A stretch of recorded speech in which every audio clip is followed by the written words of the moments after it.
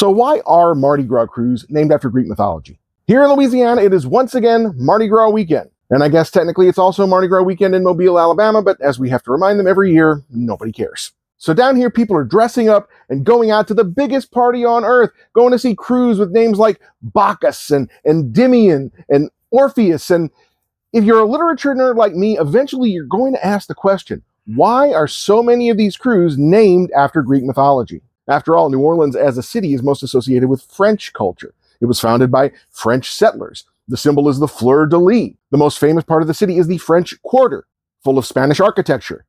But that's a different video. Now, today we're going to focus on the Greek names. Now, according to legendary Mardi Gras historian Arthur Hardy, when the first Mardi Gras Krewes were founded back in the late 1800s, it was during one of those periods where people had a growing fascination with Greek stories. That fascination with Greek mythology was at a high point, so when they started these Krewes, they chose names from Greek mythology. Then, after that fascination started to go away, it had already become traditional. Later Krewes continued to pick names, not just from Greek mythology, but from Roman, Egyptian, African, and several others. It's like if the first Mardi Gras Krewes had been formed in the 2010s, then they all would have been named after Marvel characters for the next 150 years. The crew of Iron Man, the crew of Wanda, the crew of Thor. Actually, that would work for both of them. Why isn't there a crew of Thor?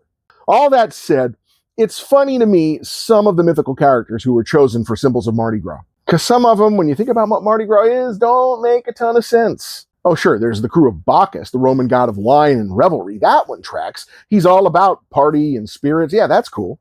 And Muses is pretty good too. The Muses were Greek goddesses who inspired the arts and sciences. There were Muses for theater and dance and poetry. That absolutely works for Mardi Gras. Now, there was never a Greek muse of multicolored Nerf footballs, but maybe there should have been. But the crew of Morpheus, the god of sleep and dreams, I guess you could argue that everything in Mardi Gras has sort of a dreamlike quality, but if you're sleeping during Mardi Gras, you're doing it wrong.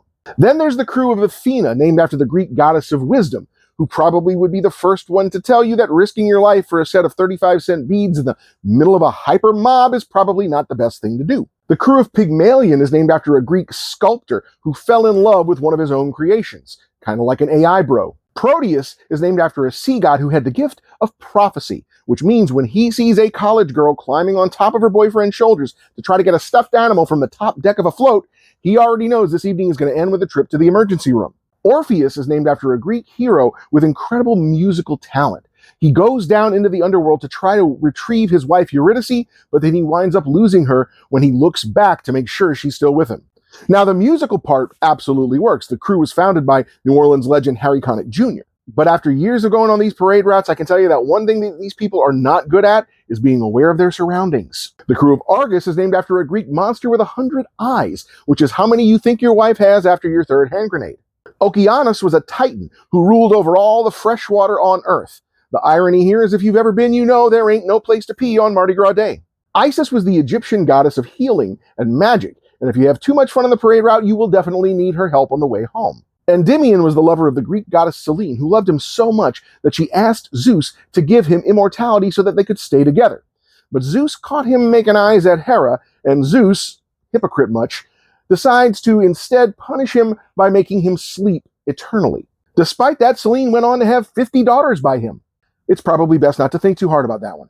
Finally, the last crew to roll on Mardi Gras Day is the crew of Zulu, named after an African people whose name translates to sky, which is where you need to look to make sure you don't get a concussion from their signature throw, the Zulu coconut. If you're down here in Louisiana, have a safe and happy Mardi Gras. If you're anywhere else, enjoy going to work on Tuesday.